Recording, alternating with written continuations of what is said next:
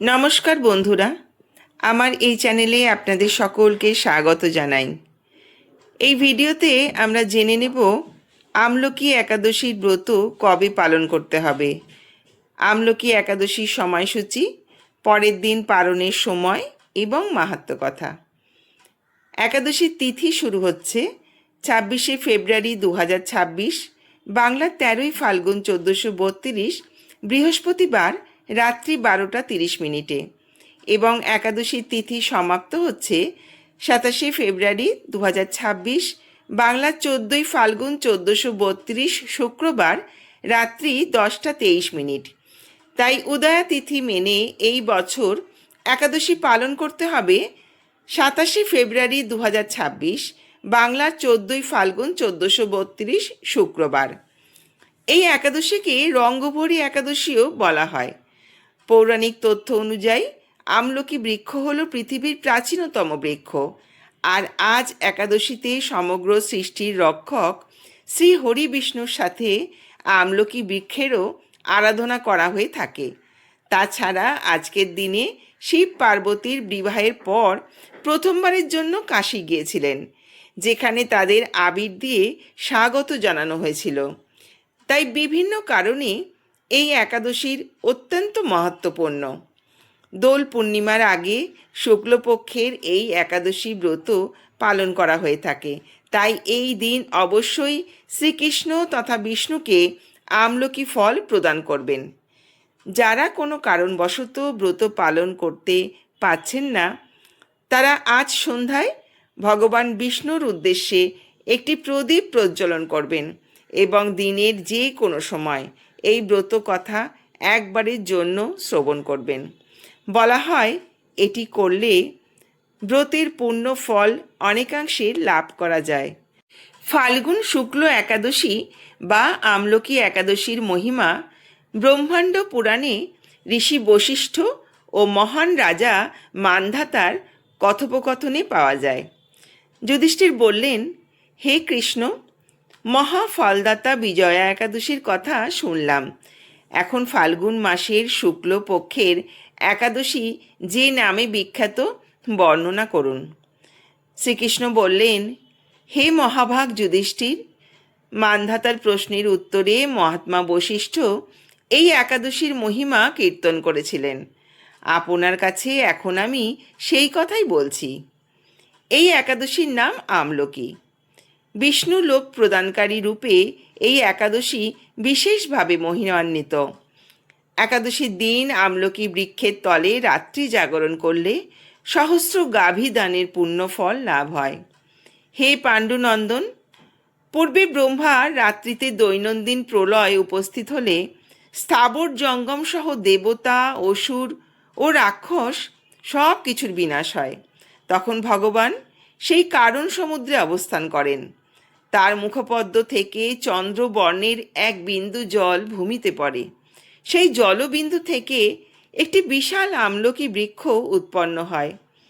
এই বৃক্ষের স্মরণমাত্র গোদানের ফল, দর্শনে তাহার দ্বিগুণ এবং এর ফলাভক্ষণে 3 গুণ ফল লাভ হয়।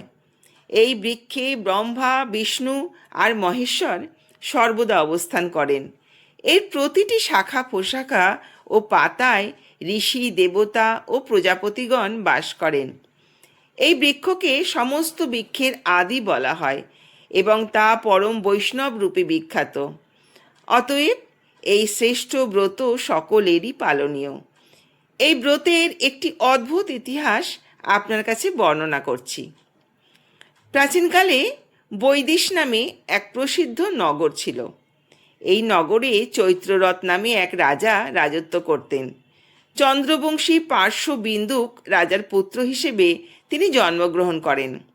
তিনি অত্যন্ত শক্তিমান এবং ঐশ্বর্যশালী ছিলেন। শাস্ত্রজ্ঞানেও তিনি ছিলেন সুনিপুণ। তার রাজ্যে সর্বত্রই মনোরম, আনন্দপূর্ণ এক দিব্য পরিবেশ লক্ষ্য করা যেত। প্রজারা ছিলেন বিষ্ণু ভক্তি পরায়ণ। সকলেই একাদশী ব্রত পালন করতেন। তার রাজ্যে কোনো অভাব, অমঙ্গল ছিল না। এইভাবে প্রজাদের নিয়ে রাজা চৈত্ররথ সুখে দিন যাপন করতে থাকেন। একসময় ফাল্গুনী শুক্লপক্ষের দ্বাদশী যুক্ত আমলকি একাদশী তিথি সমাগত হওয়ায় রাজ্যের সকলেই এই ব্রত পালনের সংকল্প করলেন। ওই দিন প্রাতঃস্নানের পর প্রজাদের নিয়ে রাজা ভগবান শ্রী বিষ্ণুর মন্দিরে যান। সেখানে সুবাসিত জলপূর্ণ কলস, ছত্র, বস্ত্র, পাদুকা, পঞ্চরত্ন ইত্যাদি দিয়ে সাজিয়ে স্থাপন করলেন। তারপর ধূপ দীপ দিয়ে যত্ন সহকারে মুনি ঋষিদের দ্বারা শ্রী পশুপতি রাম মূর্তি সমন্বিত আমলকির পূজা করেন।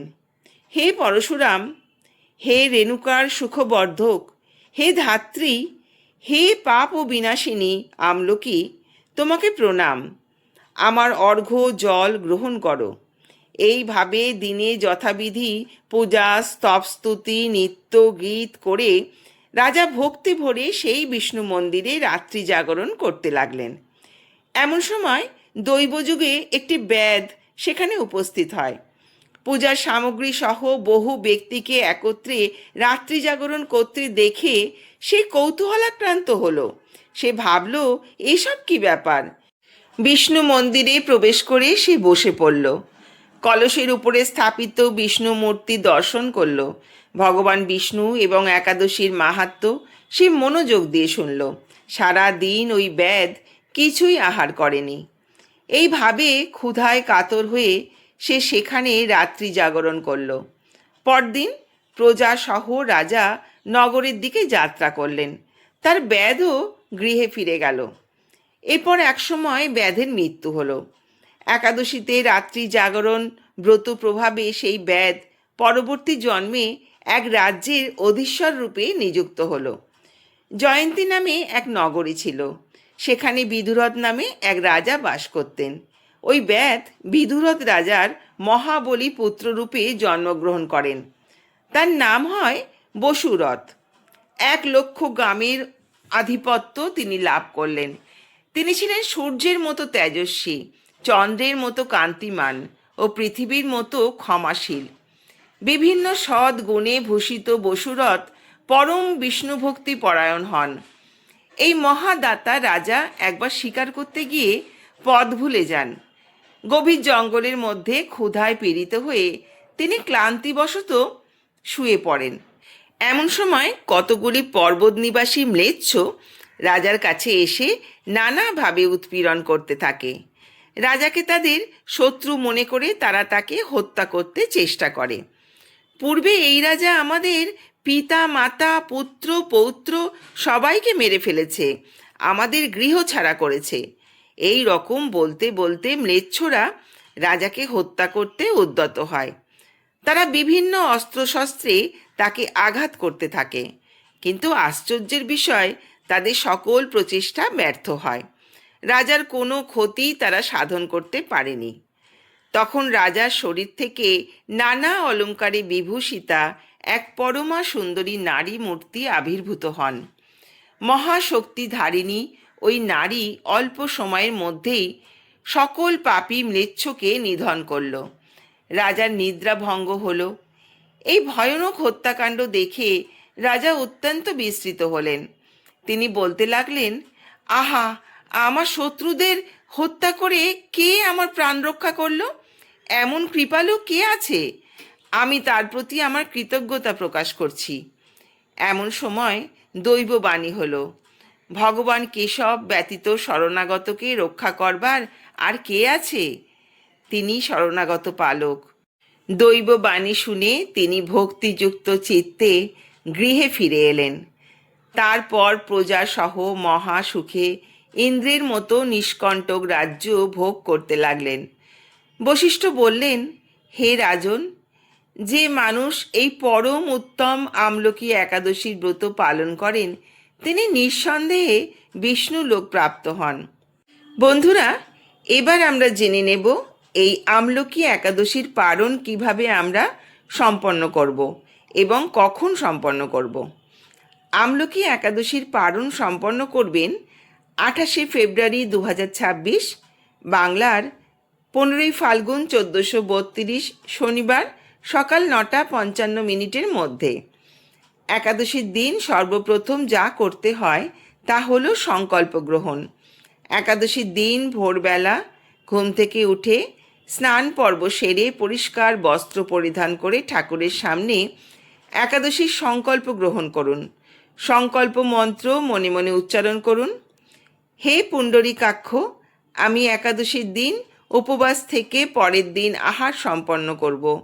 আমি যদি নিষ্ঠার সঙ্গে উপবাস পালন করতে পারি, তার জন্য আপনি আমার সহায় থাকুন। শাস্ত্রে বলা হয়েছে, দশমীর দিন রাত্রিকালীন যে আহার সেটি নিরামিষ হওয়া বাঞ্ছনীয় এবং একাদশীতে নিরাহার থাকতে হবে। যদি নির্জলা উপবাস রাখতে পারেন সেটা সর্বোত্তম, আর যদি তা করতে অসমর্থ হন তাতে কোনো সমস্যা নেই। সেক্ষেত্রে পঞ্চ রবিশস্য বাদ দিয়ে ফলমূল, সবজি এবং অনুকল্প প্রসাদ গ্রহণ করতে পারেন। পঞ্চ রবিশস্য অর্থাৎ চাল বা গম জাতীয় কোনো খাবার, ডাল এবং সরিষার তেল একাদশীর দিন বর্জন করতে হবে।